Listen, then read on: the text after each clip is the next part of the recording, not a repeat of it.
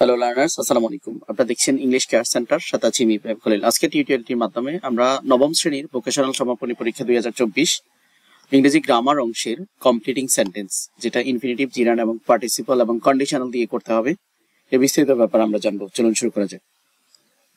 যে actually infinitive, জিরান বা participle বা কন্ডিশনাল কি। আমরা জানি যে ভার্ব দুই ধরনের, একটা হচ্ছে ফাইনিট ভার্ব, একটা non finite verb. Non finite verb গুলো হচ্ছে ইনফিনিটিভ, জিরান এন্ড পার্টিসিপল। ইনফিনিটিভের মধ্যে আমরা জানি যে ইনফিনিটিভ হচ্ছে টু ইনফিনিটিভ, যেটা নাউনের কাজ করে থাকে। আর জিরান হচ্ছে ভার্বের সাথে আইএনজি যোগ হয়, সেটাও নাউনের কাজ করে থাকে, দুটোই সাবজেক্ট হিসাবে কাজ করে। আর পার্টিসিপল অ্যাডজেক্টিভের কাজ করবে। তিন ধরনের পার্টিসিপল রয়েছে: past participle, present participle, perfect participle.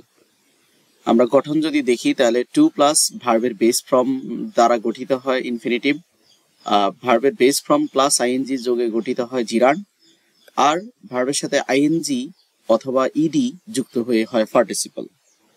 তো কন্ডিশনাল বলতে আমরা কি বুঝি? কন্ডিশনাল হচ্ছে শর্ত বুঝাবে, শর্ত। যাই হোক, এখানে আমরা উদাহরণ দেখতে পাচ্ছি যে to walk is good exercise. এখানে টু ওয়াক, এটা হচ্ছে ইনফিনিটিভ।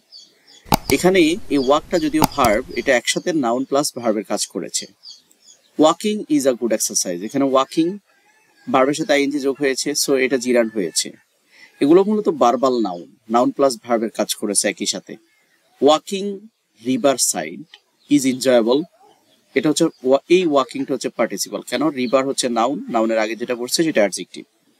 তো সো আমরা বুঝতে পারছি নন ফাইনিট ভার্ব বলতে মোডাল, নন ফাইনিট ভার্ব গুলো হচ্ছে ইনফিনিটিভ, জিরান এন্ড পার্টিসিপল। ইনফিনিটিভ, জিরান কাজ করবে নাউনের, আর পার্টিসিপল কাজ করবে অ্যাডজেক্টিভের। তো মূলত পরীক্ষা এভাবে থাকবে যে 6টা বা 7টা বাক্য দেওয়া থাকবে, তার মধ্যে আমাদের যে কোনো 4টা করতে হবে। আমরা কিভাবে এগুলো করবেন বিস্তারিত আলোচনা করছি। ইট ইজ নট ওয়াইজ আদার, তাহলে এটা মানে ভালো কাজ হবে না, যেহেতু আমাদের টার্গেটে হচ্ছে ইনফিনিটিভ, জিরান, পার্টিসিপল এবং কন্ডিশনাল দিয়ে করা। সেক্ষেত্রে এখানে আমরা ট্রাই করতে হবে এই 4টা বিষয় দিয়ে। তো it is not wise to disturb other, এটা ভালো কাজ হবে না অন্যকে ডিস্টার্ব করা। Tree is good for us, তাহলে এখানে প্ল্যান্টিং ট্রিজ, এখানে এটা কিন্তু পার্টিসিপল হিসেবে ব্যবহার করেছে। প্ল্যান্টিং ট্রিজ, গাছ রোপণ করা, এটা গুড ফর আস, আমাদের জন্য ভালো বা কল্যাণকর। রূপম অ্যাপিয়ার্স, এখানে গিলটি, টু বি গিলটি, রূপমকে অপরাধী হিসেবে কি করা হয়, দেখানো হয়েছে। ইফ ইট রেইনস, তো আমরা জানি যে কন্ডিশনাল 3 ধরনের কন্ডিশনাল রয়েছে: present conditional, first conditional, perfect conditional. Present কন্ডিশনালে হবে উইল, ফার্স্ট কন্ডিশনালে হবে উড, আর পারফেক্ট কন্ডিশনালে হবে উড হ্যাভ। এই 3টা পরিবর্তন শুধু।